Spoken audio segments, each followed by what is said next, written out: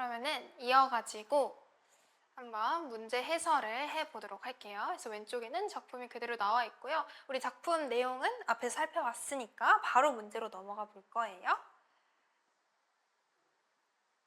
우리 아까 첫 시간에도 얘기했던 것처럼 문학 작품을 바라볼 때는 그 작품 안에 담겨있는 시어의 의미, 표현법 이런 것들도 중요하게 살펴봐야 되지만 그것을 둘러싸고 있는 외제적인 맥락도 이해를 해야 한다. 그런데 그 외제적 맥락을 우리는 다 알지 못하기 때문에 그것을 문제에선 보기로 보여준다라고 이야기를 했었습니다. 그래서 보기가 등장하면 보기를 먼저 읽고 작품으로 넘어간다던가 그런 순서를 추천을 드려요. 그래서 보기를 한번 봐볼게요. 이 작품은 한 사람을 향한 벗어날 수 없는 절대적 사랑의 마음을 다양한 문학적 방법을 통해 형상화하고 있다, 표현하고 있다. 사랑이라는 추상적인 감각을 시각적으로 감각화하여 표현하기도 하고 수 개념, 수만 이런 거 등장했죠? 이걸 등장시켜서 시적 의미를 강조하기도 한다. 그만큼 어렵다라고 하는 의미를 강조했고 또한 대조적 의미를 지닌 시어, 지름길, 애운길 등장했었죠. 이런 시어를 사용해서 시적 상황과 주제의식을 부각하고 상징적 시어, 길 이런 상징적 시어를 활용해서 화자의 내면을 함축적으로 제시하기도 한다 라고 해서 앞에서 다 꼼꼼하게 살펴봤던 내용들이 보기로 제시되어 있습니다. 3번 문제부터 해설해 보도록 할게요. 1번 너에게로 가지 않으려고 무수한 길을 걸었다고 한 것은 추상적인 감정을 길의 이미지로 감각화하여 표현한 것이다 라고 볼 수 있겠죠. 그쵸? 길에 대해서 우리가 너에 대한 어떤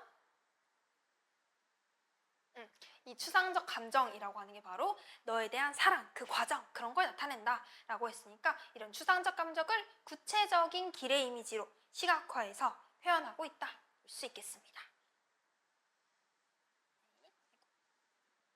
2번 꽃들이 내게로 몸을 기울여 흔들렸을 것이다 라고 한 것은 벗어날 수 없는 사랑의 감정으로 인한 화자의 고뇌를 함축적으로 제시한 것이라고 볼 수 있겠군 이라고 되어 있어요.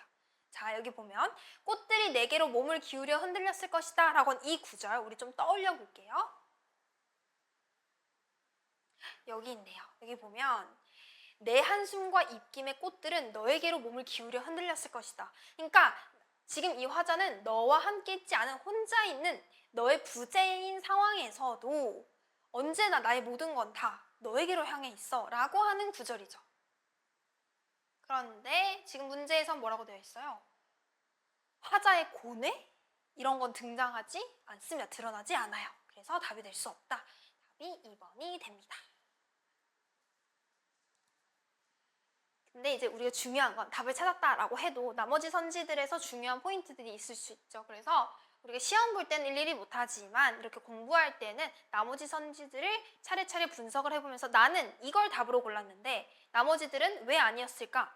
그리고 그게 선생님의 설명 혹은 해설지에 있는 내용과 일치하는지를 좀 분석하는 연습이 좀 중요해요. 그래서 한번 보시면요.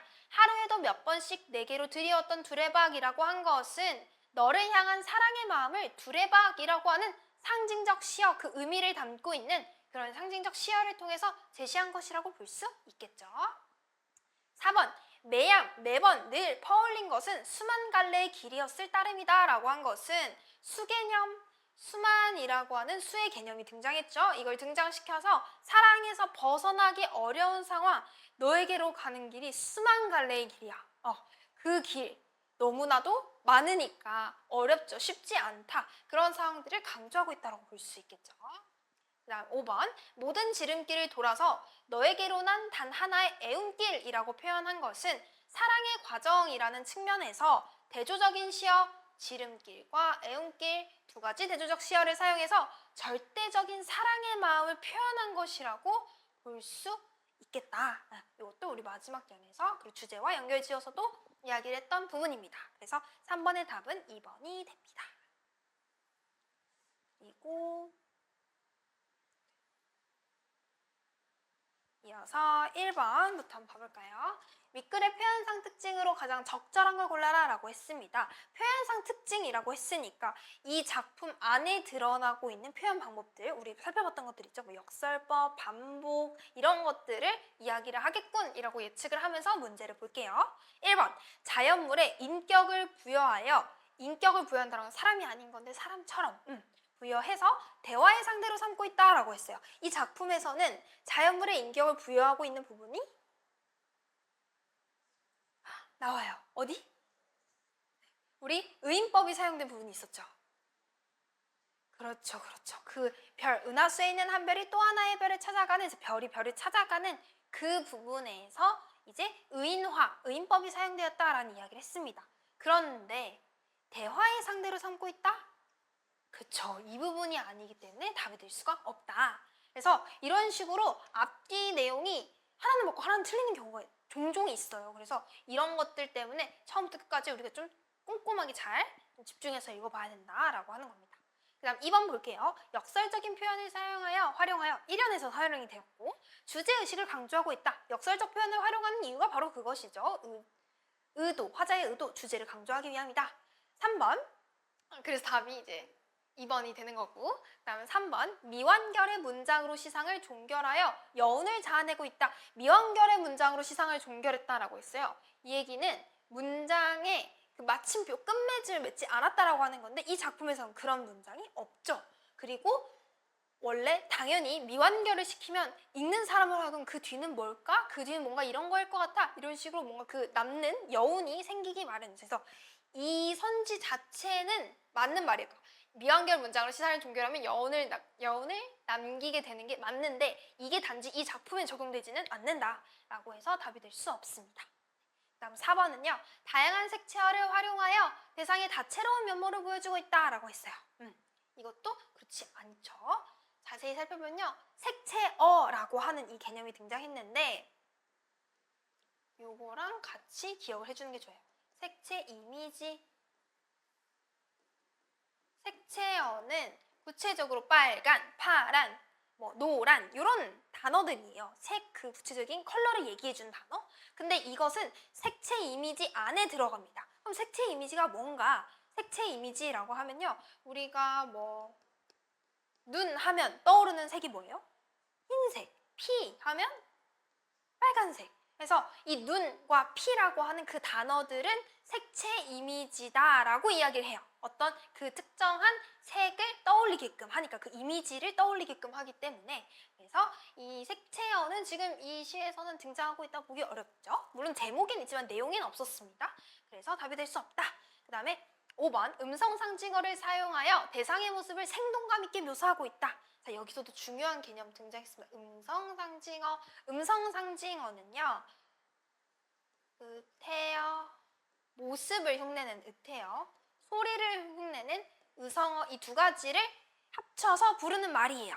그래서 의태어라고 하면 모습을 흉내냈으니까 토끼가 깡총깡총 뛴다 라고 하면 토끼가 그 뛰는 모습을 표현한 깡총깡총이 의태어가 된다 라고 볼 수 있고요. 의성어라고 하면 소리를 흉내낸 거니까 강아지가 멍멍 짖는다 라고 하면 그 짖는 소리를 멍멍이라고 표현을 했으니까 그걸 의성어라고 볼 수 있습니다. 그런데 이 작품에서는 이런 음성상징어가 드러났나요? 그렇지 않았어요. 그죠? 그렇기 때문에 답이 될 수 없고 당연히 음성상징어를 사용을 하면 그냥 강아지가 짖는다 보다 강아지가 멍멍 짖는다 이게 더 생동감이 있게 느껴지죠? 그래서 이것도 우리 앞에 나왔던 것과 마찬가지로 이 선지 자체는 틀리지 않았어요. 맞는 말이지만 작품에 적용되지 않기 때문에 답이 될 수 없다. 네, 이렇게 정리를 해볼 수 있겠습니다. 다음에 2번 문제 한번 봐볼게요. 윗글을 이해한 내용으로 적절하지 않은 걸 골라라 라고 했습니다. 1번 1년을 통해 화자가 너에 대한 사랑에서 벗어나고자 했었다는 걸 알 수 있어. 1년을 한번 읽어볼까요? 너에게로 가지 않으려고 미친 듯 걸었던 너에게 향하지 않으려고 했는데 결국 너에게 향하게 됐어 이런 내용이죠. 그러니까 일단 화자는 너에게서 벗어나려고 했어요. 맞다. 2번 이연을 통해 화자가 너에 대해 사랑과 관심을 지속하고 있다는 걸 알 수 있어. 우리 이연 내용 한번 봐보면 어때요?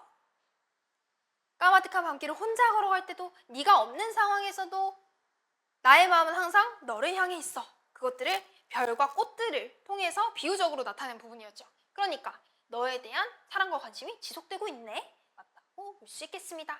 3번 사면을 통해 화자가 너와의 사랑에서 감정 변화를 경험하였다는 걸 알 수 있어.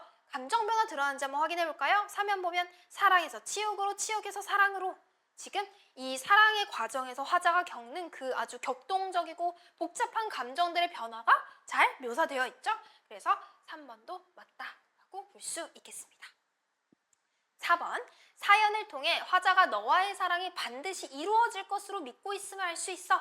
사연을 한번 봐보면 우리 사연 내용이 너에게로 드리웠던 그 두레박, 그것에서 매양 내가 퍼올린 것은, 매번 내가 퍼올린 건 수만 갈래의 길이야. 나는 너에게로 향하고 있는 수만 갈래의 길을 걷고 있어. 그만큼 너를 향한 나의 사랑의 이 과정이 쉽지 않아, 어려워. 이런 걸 상징적으로 나타내고 있는 부분이었는데 이 부분에선 사랑이 반드시 이루어질 것이야?